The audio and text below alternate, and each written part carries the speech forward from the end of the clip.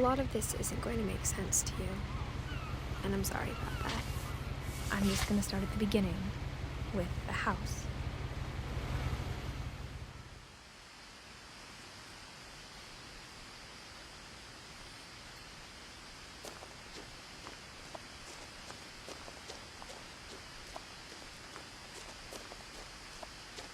I lived here until I was 11, but I wasn't allowed inside half the rooms.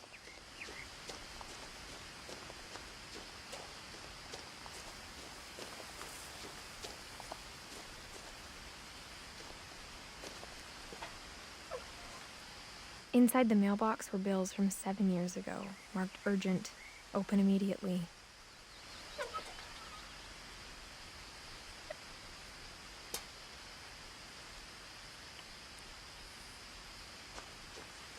I hadn't been back since my brother Lewis's funeral.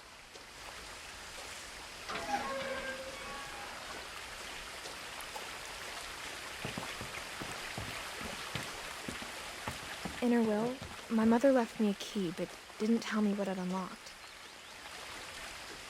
Maybe she thought I'd know, or she thought that the mystery would be enough to bring me back.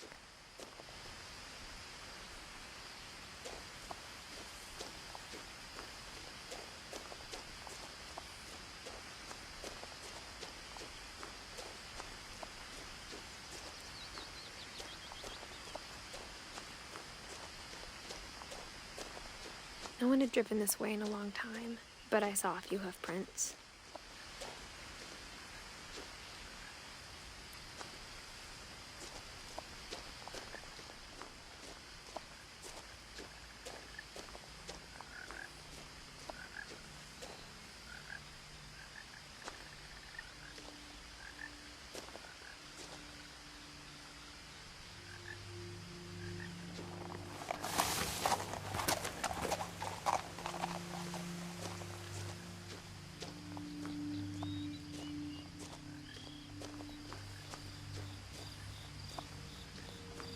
The truth is, even after I inherited the house, I never thought I'd come back to it. But now I had questions about my family that only the house knew the answers to.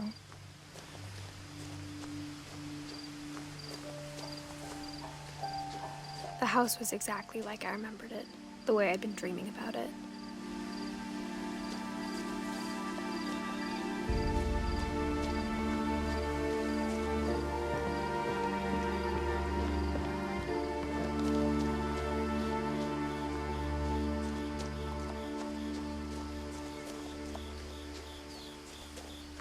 I asked Edie once about the dragon in the pond.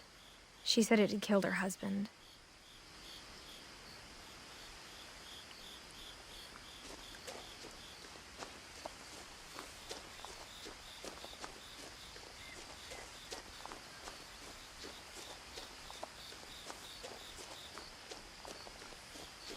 As a child, the house made me uncomfortable in a way I couldn't put into words. Now, as a 17-year-old, I knew exactly what those words were. I was afraid of the house.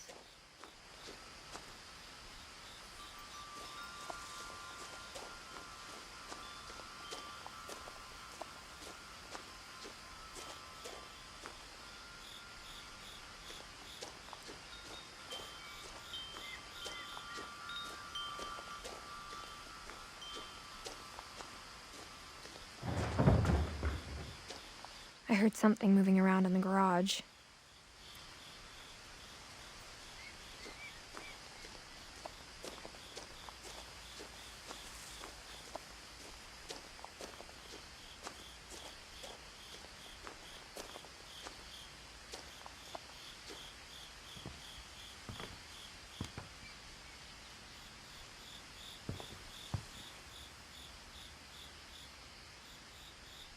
I hoped the key might unlock the front door.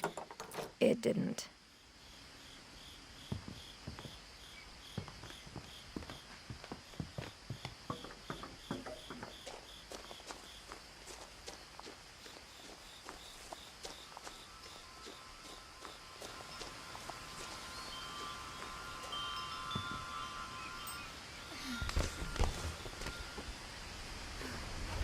Crawling through the doggy door used to be a lot easier when I was 11.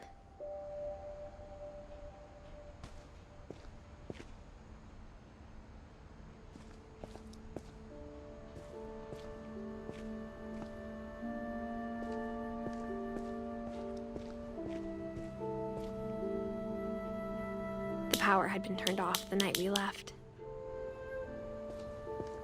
For the first time in years, I felt like I was home.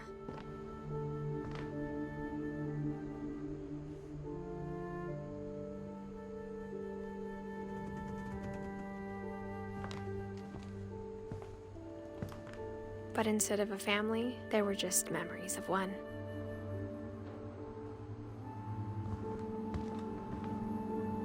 Like how only one restaurant would deliver to our house, so we had Chinese a lot.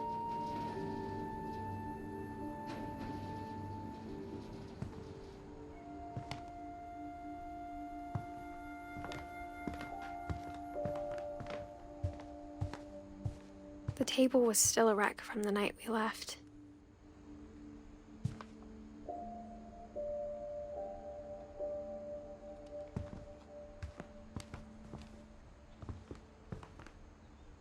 Nothing in the house looked abnormal. There was just too much of it, like a smile with too many teeth.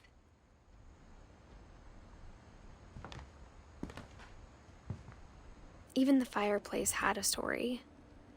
Edie told me the bricks came from the original house, after it sank.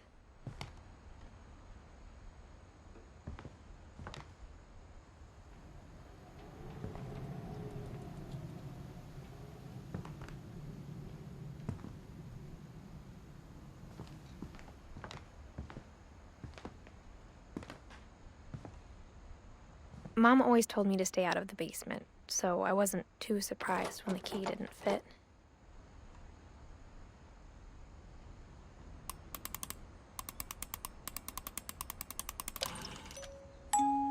Great-Grandpa Sven built a music box for Barbara, along with the rest of the house.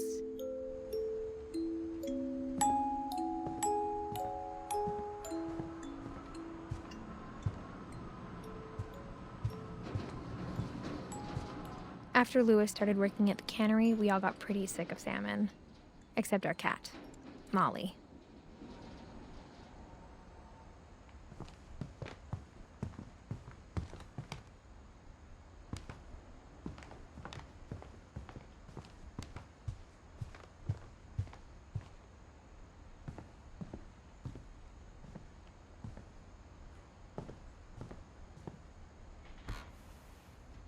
Edie told me once that every Finch who ever lived is buried somewhere in the library.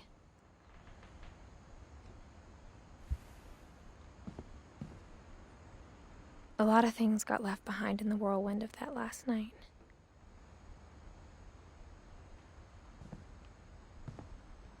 My mom wasn't much of an optimist, but she never stopped believing that my brother Milton was alive.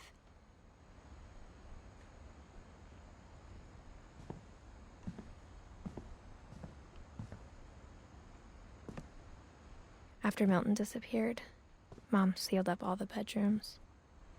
Then Edie retaliated and drilled peepholes.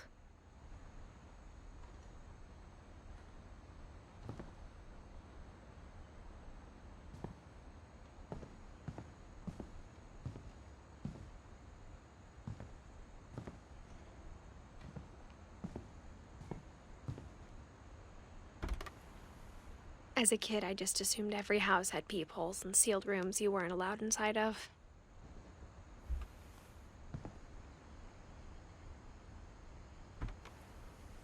My Grandpa Sam spent 7 years sharing a room with his dead brother, Calvin.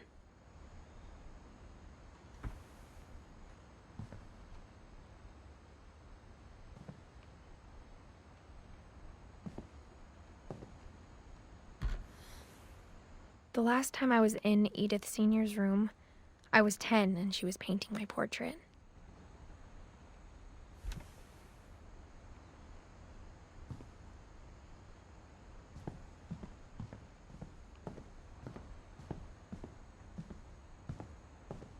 Whenever people ask me about my family, The first thing they always want to know about is Barbara.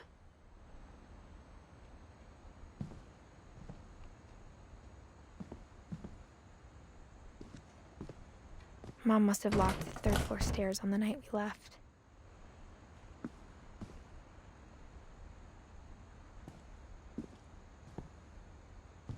Edie's father, Odin, built the original house.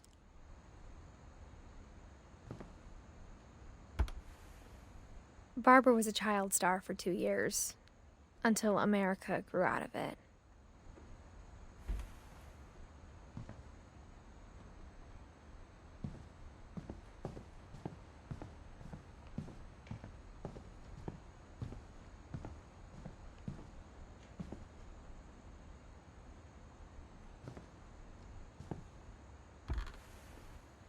Molly always seemed like a girl I could imagine being friends with, if she hadn't died in 1947.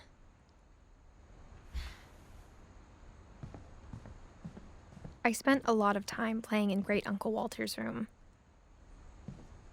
I think my mom sometimes regretted not sealing it up.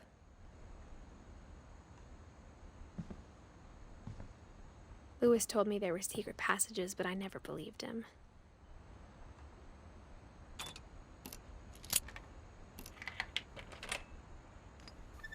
Turns out, my mom was really good at keeping secrets. Now it was time to find out what my mom had been afraid of.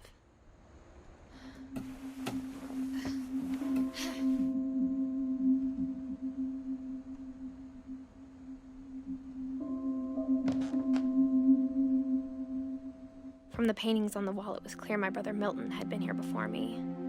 Reading this, maybe it sounds like I had a plan. But I had no idea what was behind that door.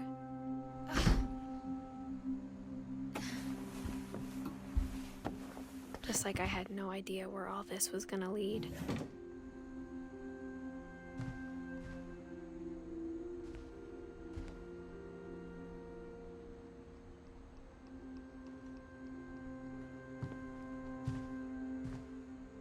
I grew up looking at Molly's room through the peephole.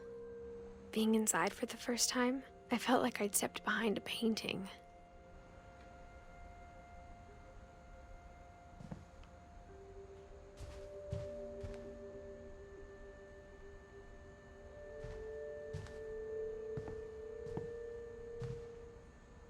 I got the sense Edie had spent a lot of time here, before my mom sealed the doors.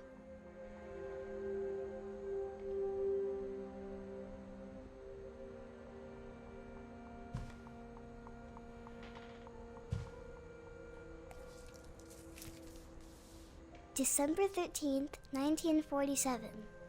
Dear Diary, I'll be gone soon, but I wanted to tell somebody about what's gonna happen. It started when Mom sent me to bed without dinner. I woke up and I was starving, so I looked around for something to eat.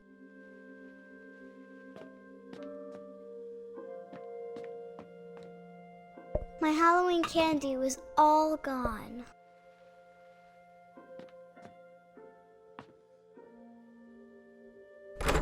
Mom, can I come out now? Sweetheart, it's late. Go to sleep.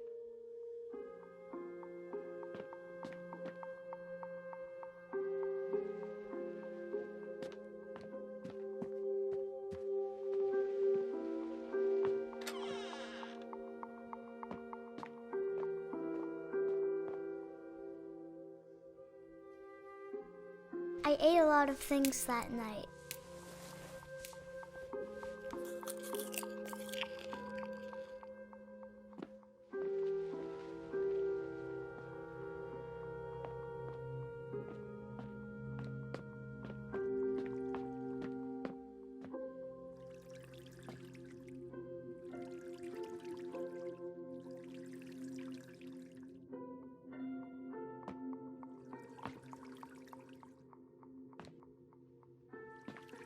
I thought about eating Christopher, but I held back.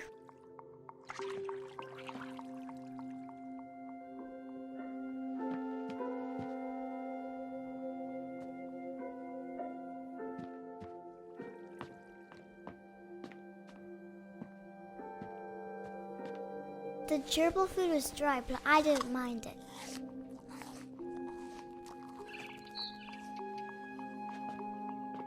Then I heard chirping outside my window. It was a barn swallow going back to her nest. I reached out for her.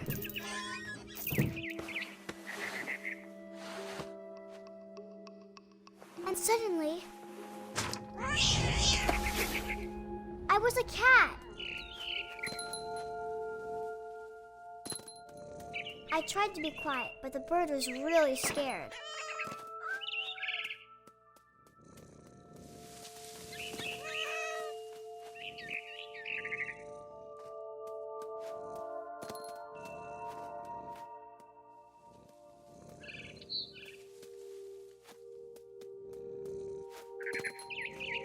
Mom and Dad didn't even look at me.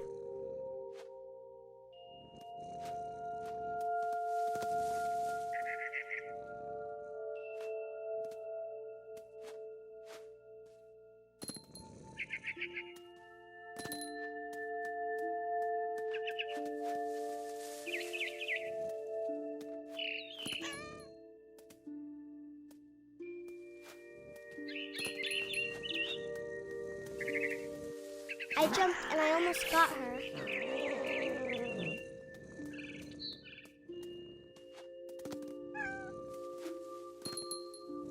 I could tell she was getting really tired.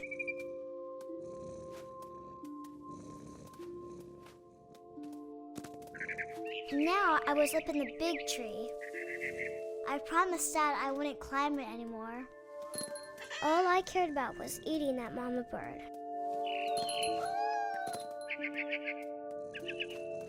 I gobbled her up.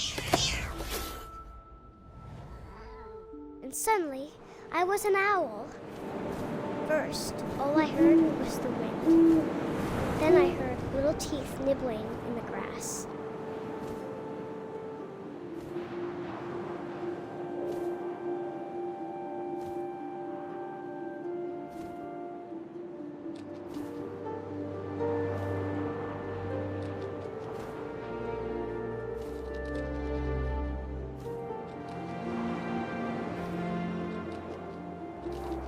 Rabbits.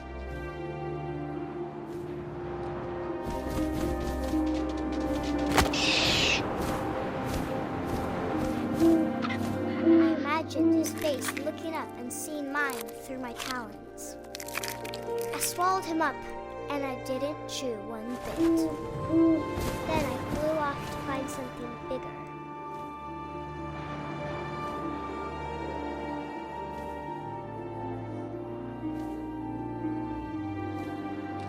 A mama rabbit.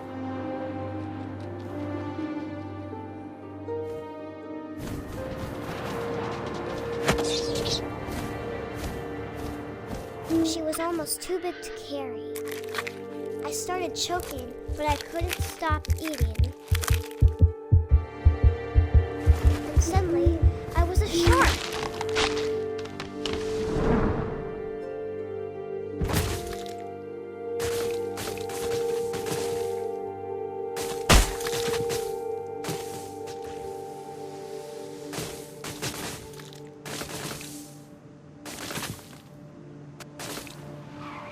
I rolled off a cliff and into the ocean. Now, I was hungrier than ever.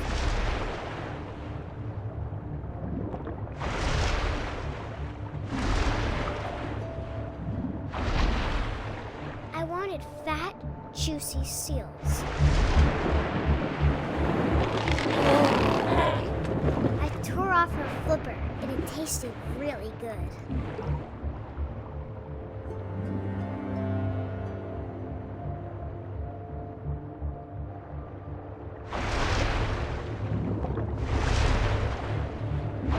Grabbed on tight, but I was so hungry, I jumped out of the water. When I opened my eyes, everything had changed.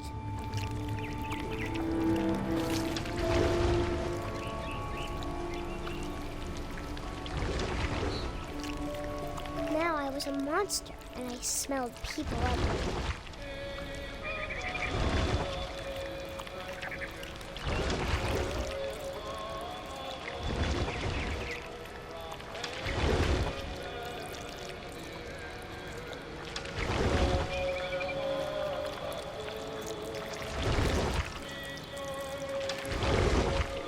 It was big, and I moved real quiet.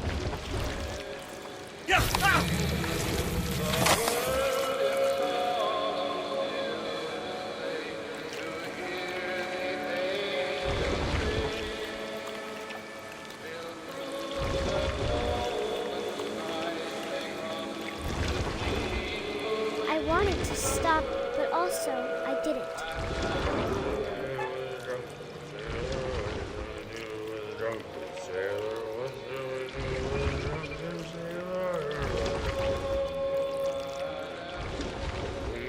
Belly with a rush.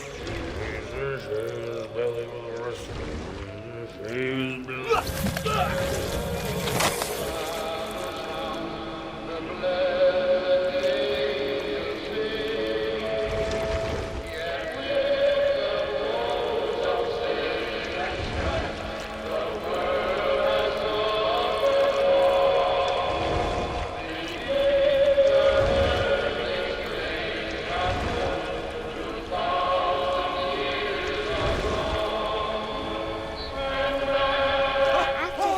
Passenger, I was still hungry. And to cross the water was something new, something I had to have, so I swam towards it.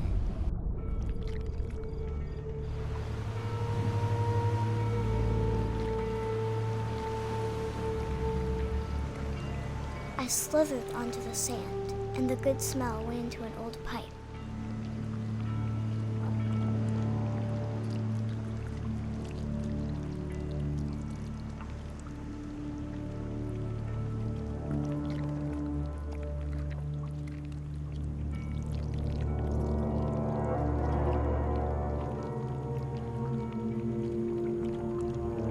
I got closer and closer.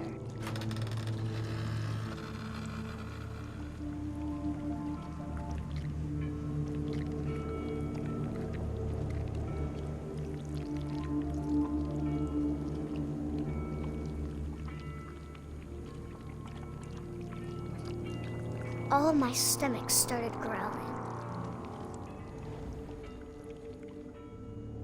And suddenly, I was me again.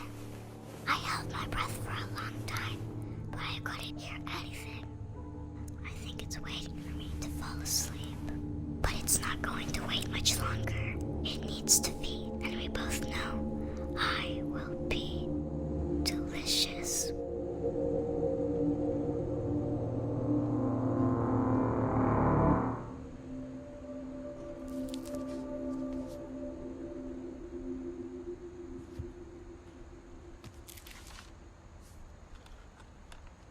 I'm not sure if I believed all of that, but I'm sure Edie would have.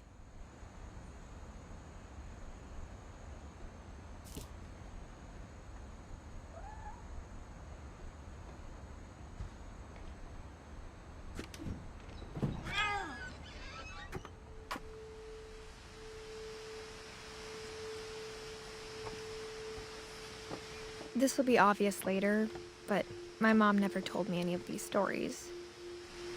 Edie would have, but Mom didn't like bringing up the past. Though, when we adopted a stray kitten, she was the one who named it Molly.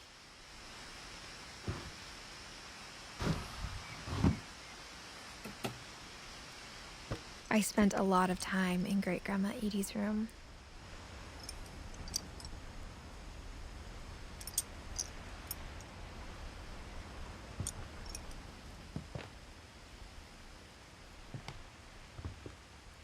We got along, and it was a good place to hide from my mom.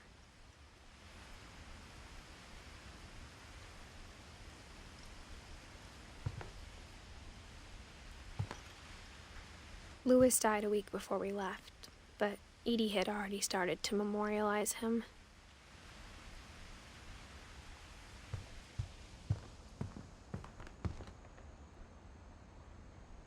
Her room was like a museum.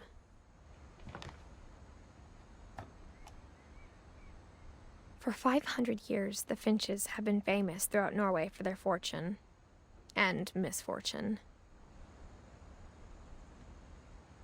Odin Finch buries the latest victims of the family curse, his wife Ingeborg and their newborn son, Johan. On January 7th, 1937, he set sail with his family and his house, hoping to leave the curse behind. But 40-foot waves off the coast of Washington send the house and Odin to the bottom of the sea. Odin's daughter Edie, with husband Sven and baby Molly, step ashore on their new home, Orcas Island. Edith Finch is the first to be buried in the new family cemetery. His daughter Edie is already dreaming of a new Finch house.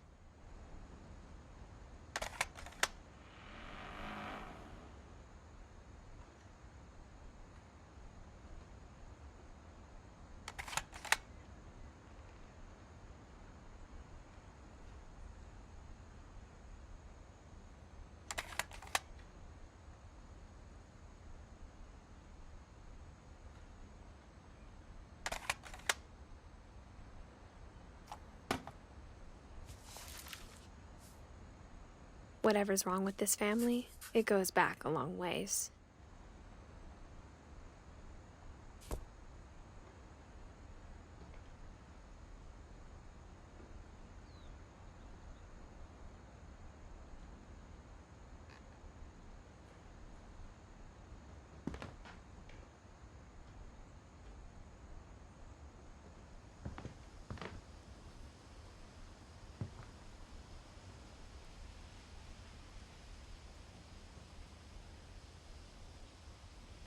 Edie knit me a new pair of gloves every year, just in time to replace the old ones.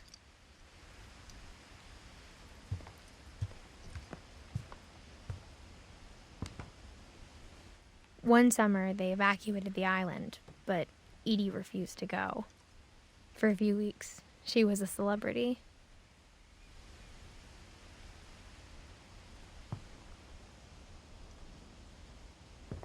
When Edie told people Sven was killed by a dragon, she could also have said he was building a dragon-shaped slide that collapsed. She could have, but she didn't.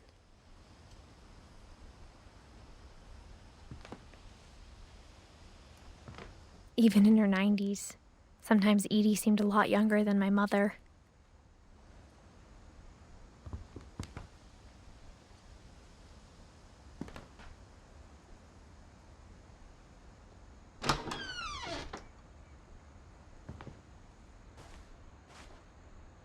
The only trace Grandpa Sam's first wife, Kay, left on the house was the pink bathroom.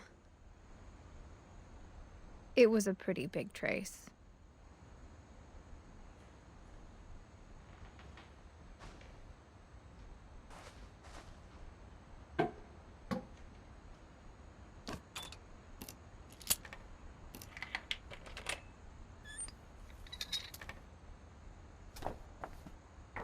There's a secret in this bathroom. It's in the last place you would look. It isn't in the cupboard. It's hidden in this book.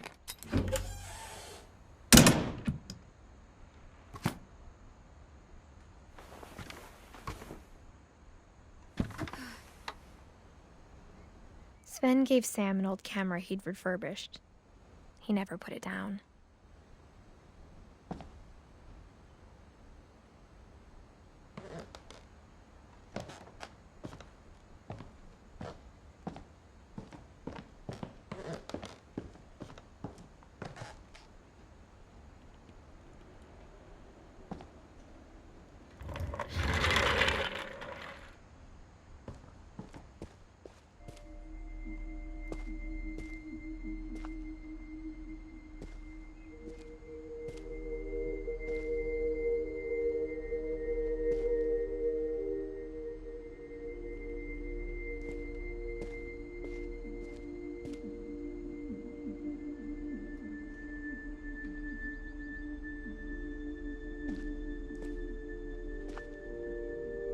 I knew Grandpa Sam had a twin, and that he never talked about him.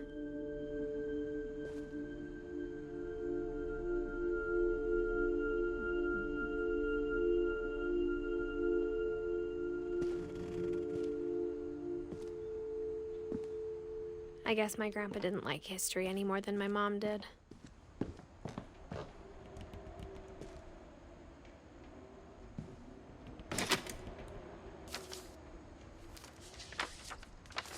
How I Want to Remember My Brother by Sam Finch. The thing I remember is that when he made up his mind, that was it.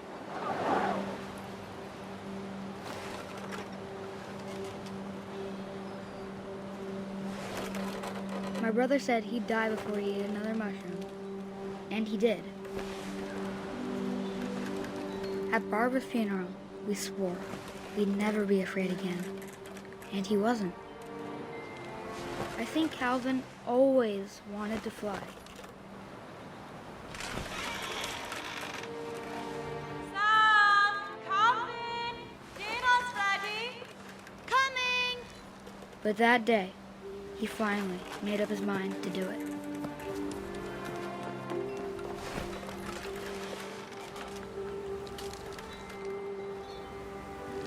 I told him going around was impossible.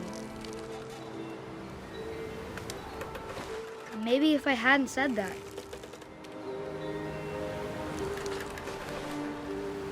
Calvin, I'm not gonna tell you again. maybe if the wind hadn't picked up, then maybe he'd still be here. But I doubt it.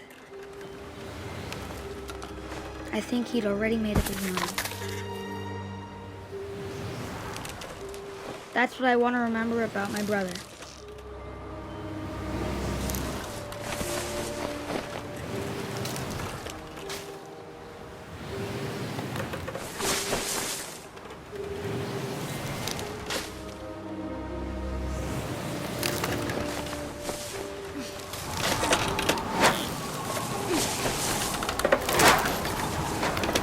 The day he made up his mind to fly. And he did.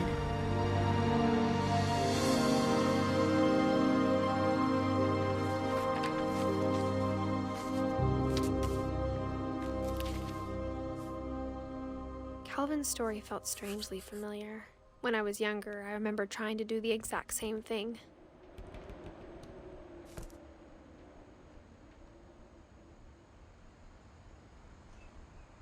After the funeral, Edie roped off Calvin's half of the room.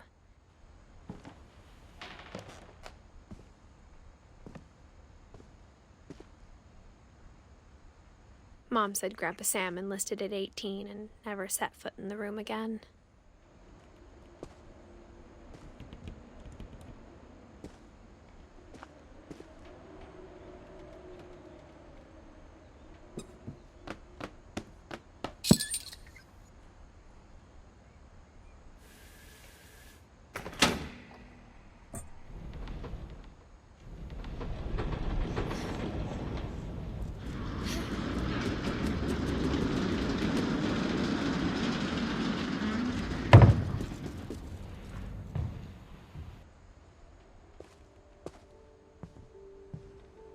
The passages were a pretty tight fit.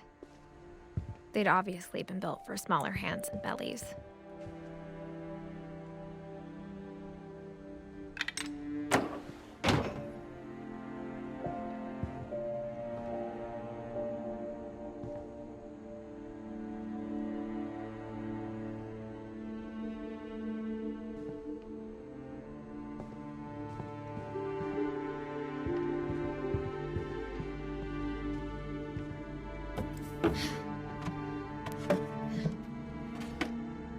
Growing up, I always thought of Barbara as a child star.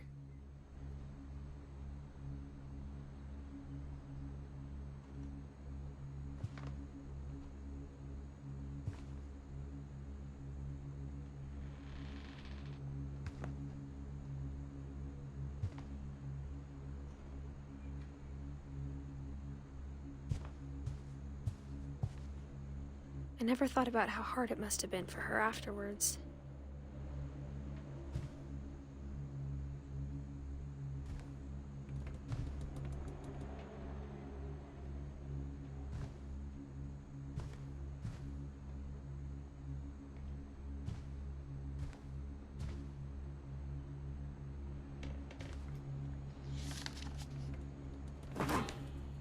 Of all the stories people wrote about Barbara's death, I'm surprised Edie saved this one.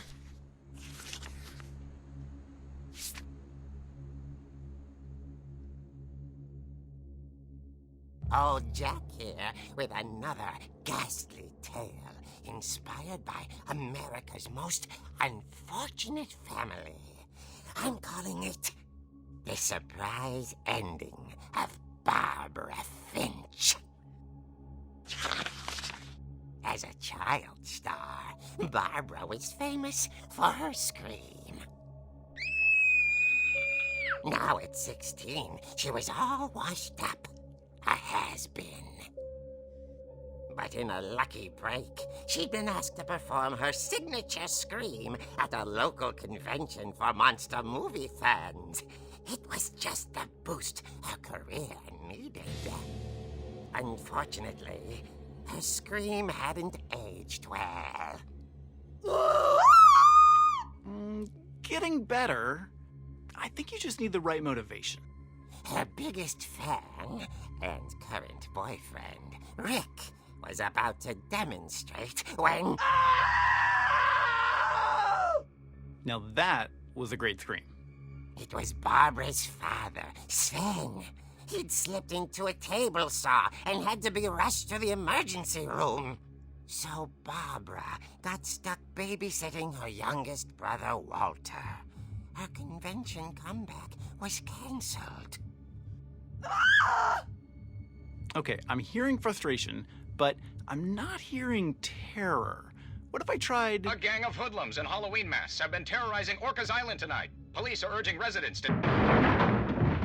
That came from the basement. You're right! Also, I loved your delivery on that. Why is your basement door locked? Because my dad likes making puzzles and secret passages. There's a key hidden in the music box. The secret is to keep winding and winding until finally the key pops out. Thanks, babe. I'll be back in a sec. 20 minutes later, Rick hadn't returned. So Barbara went to look for him, right on cue. She reached for the music box. And as she wound the key, she listened for Rick, but the house was silent.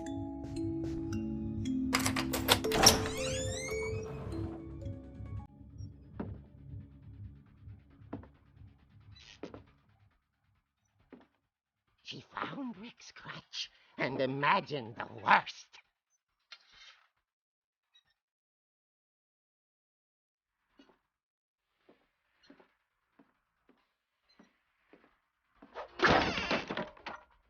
The gang's leader is the infamous Hookman killer, Dr. Carl Hamill, who impaled and then ate his family 10 years ago tonight.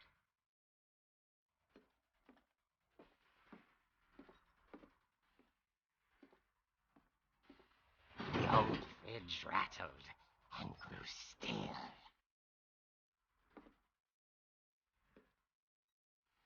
Oh dear!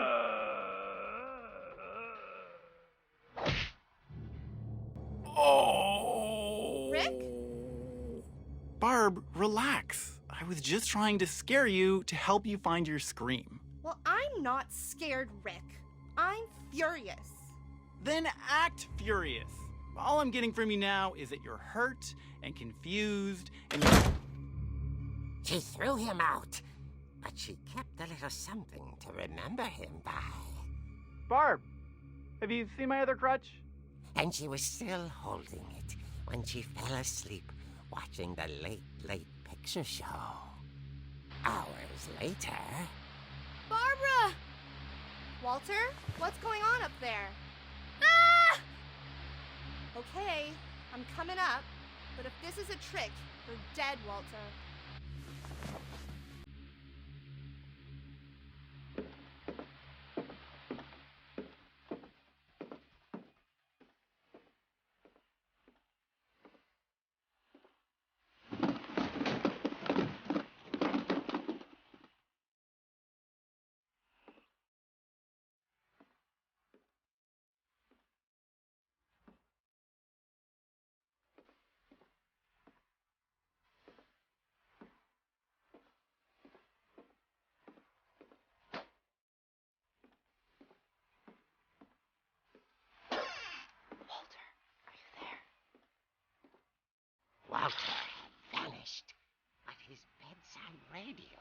still on. Orcas Island police describe the man as 6 feet tall, with a steel hook for a hand. Residents are urged to lock all doors and windows and notify the police of any suspicious activity. Barbara turned, saw the hook man, and was speechless. He was quite smashing.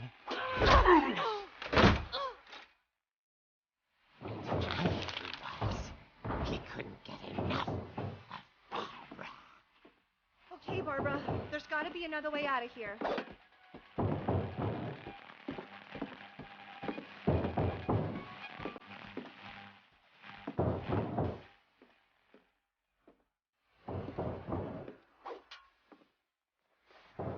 That night, she played her part beautifully.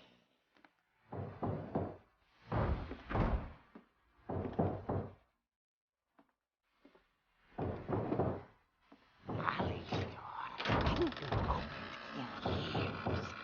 The hinges groaned.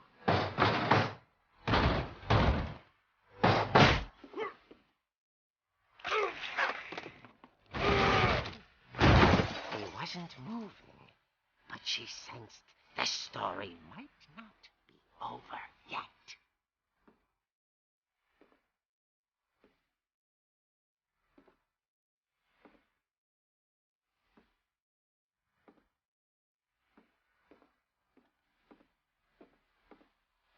The hookman had vanished.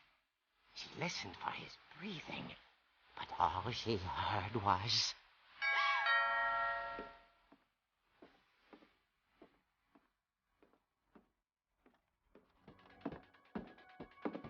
At the door, she heard whispering. It was coming from inside the house.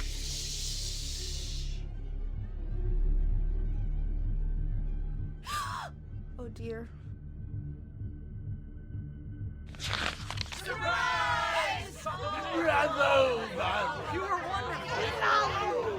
monsters had come to surprise her. For Barbara, it was a dream come true. Then she saw what kind of monsters they were, and she realized what was about to happen. She was going to be famous. And with her final breath, Barbara Finch gave the performance of her life.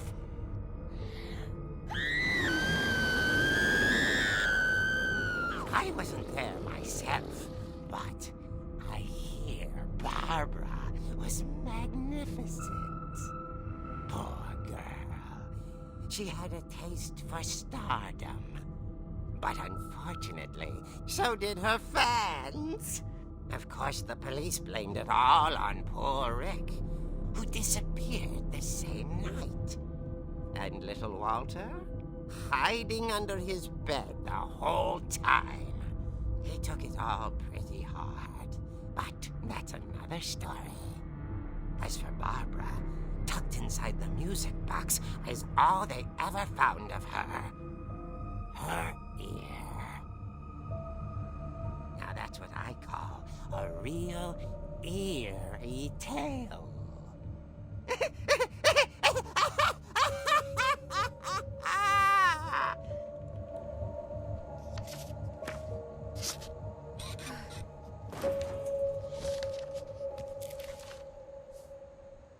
Edie told me all Barbara wanted was to be remembered, as absurd as that comic was. Maybe what Edie saw was a happy ending.